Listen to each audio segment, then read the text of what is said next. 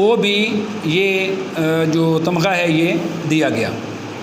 शहीद अहमद देहलवी ज़बान और बयान पर कामिल अबूर रखते थे। कामिल के मानी मुकम्मल।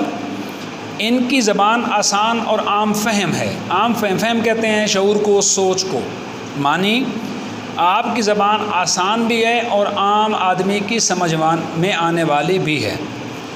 वो मौसीकार भी थे, लेकिन उर्दू अदब ही उनकी पहचान है। मौसीकार मौसीकी से है, मौसीकी तरतीब देने वाला। हम कोई भी कलाम सुनते हैं, गीत सुनते हैं, नगमा सुनते हैं, गाना सुनते हैं, तो गुलूकार जब गा रहा होता है तो उसके साथ कुछ साज बज रहे होते हैं, उनको तरतीब देने वाले को मौसीकार कहते हैं। डॉक्टर जमील जालबी के मशवरे पर उन्होंने खाका निगारी शुरू की। खाका निगारी का मतलब होता है किसी शख्स का तारुफ इस अंदाज में करवाना कि उसकी ज़िंदगी के मुख्तसर हालात भी उसमें बयान हो जाएं।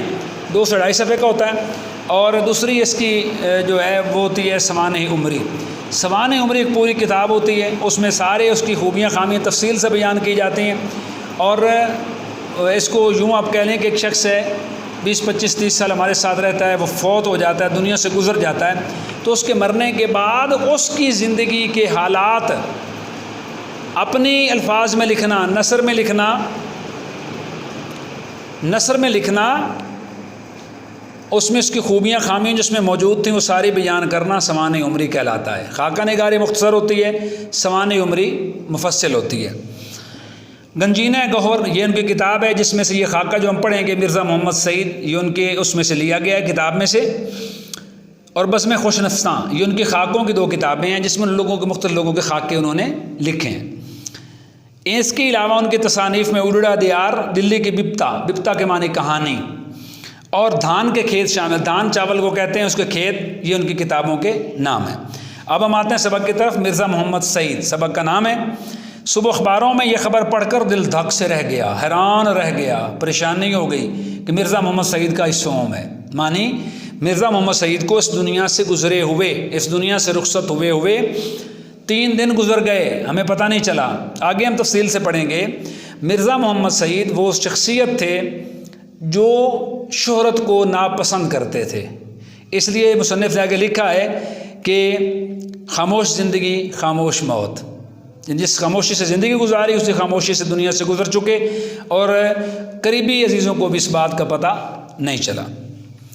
मिर्ज़ा साहब की अलालत मिजाज या मर्ज़ुल मौत की इतला इससे पहले कहीं से नहीं मिली। अलालत के मानी बीमारी।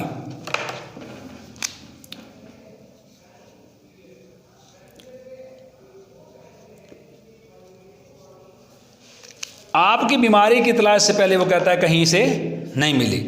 मर्ज़ुल मौत की यानी ऐसी कोई बीमारी की भी इतला नहीं मिली जो उनको मौत तक ले जाए। फिर क्या हुआ? हाद ये है कि परसों वो रहलत फरमा गए और उनके सैकड़ों दोस्तों और कदरदानों को इस सानिया इर्तिहाल की खबर ना हुई।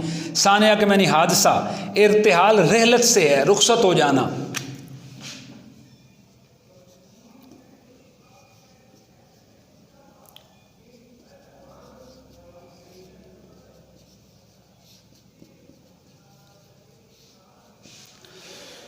यानी उनके कई दोस्तों और कदरदानों को इस बात का पता ना चल सका कि आप दुनिया से चले गए। अफसोस इतना बड़ा साहिब कमाल हम में से उठ जाने और उसकी सुनावनी हम तक ना पहुंचे। सुनावनी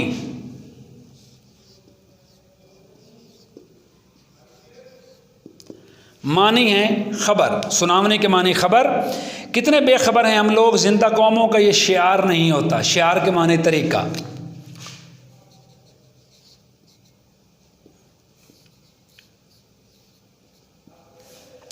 ये तरीका नहीं होता कि हम अपने अहले कमाल से गाफिल हो जाएं। अफसोस का इज़हार किया है मुसन्निफ़। अफसोस का इज़हार करते हुए कहता है कि हम कैसे लोग हैं कि हम में जो अजीम हस्तियाँ मौजूद हैं हम उनकी ख़बर नहीं रखते। ये नहीं, इस बात का अफसोस का इज़हार किया है मुसन्निफ़। कहता है कि हमें इस बात का पता होना चाहिए, हमें उनकी ख़बर रखनी चाहिए थी कि इस वक्त वो किस हाल में हैं, क्योंकि वो हमारे लिए एक अजीम सरमाए की हैसियत रखते थे।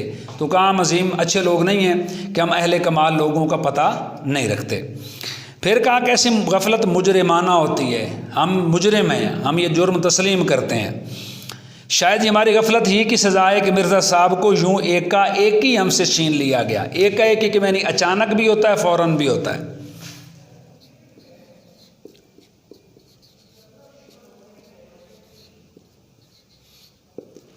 हमसे छीन लिया गया। कहा कि आलम की मौत आलिम की मौत आलम की मौत होती है। ज़बर और ज़ेर का फ़र्क है।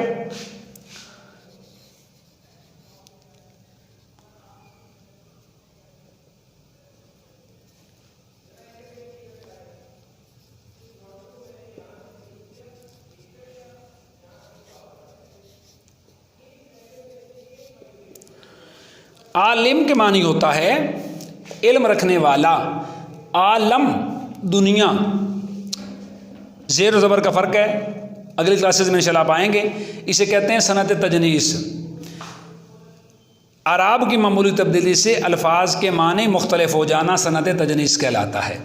ये आपका सिलेबस नहीं है, अगले इंशाल्लाह ज़िंदगी है तो फर्स्ट ईयर में इंशाल्लाह इस पर हम बातचीत करेंगे।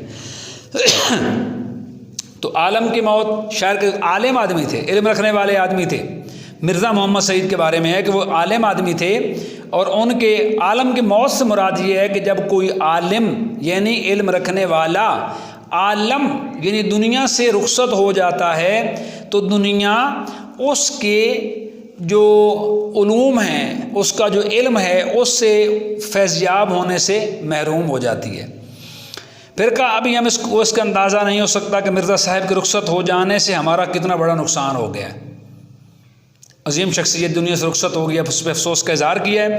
कहते हैं अब उनके अदम मौजूदगी में, अदम मौजूदगी से मानी गैर मौजूदगी, रह रह कर हमें इस बात की याद दिलाएगी और वक्त के साथ उनकी जुदाई का घाव बढ़ता जाएगा। घाव के मैंने ज़ख्म,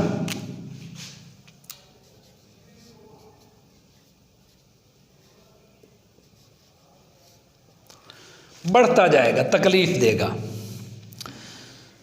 मिर्ज़ा साहब बहुत ही खामोश काम करने वालों में से थे, यानी इतनी खामोश कि ख़ुद उनके ज़माने के अक्सर लोग भी उनके इल्मी और अदबी कारनामों से वाकिफ़ नहीं होते थे।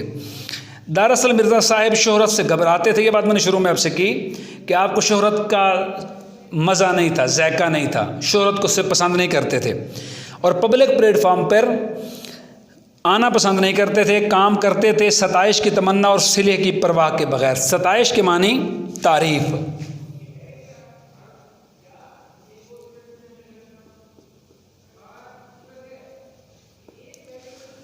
यानी उन्हें इस बात से कोई गर्ज नहीं थी कि कोई उनकी तारीफ़ करता है या नहीं करता। फिर काम करते थे अपनी तस्कीन के लिए, दिल को सुकून देने के लिए काम करते थे, अपनी मर्ज़ी से काम करते थे। इसलिए उन्हें वो तब काम करते जब उन्हें काम करना होता, जब उनका अपना मन चाहता तो वो काम करते। किसी के फोर्स करने पे, किसी के कहने पे, किसी की ज़बरदस्ती पे आप कोई काम नहीं करते थे।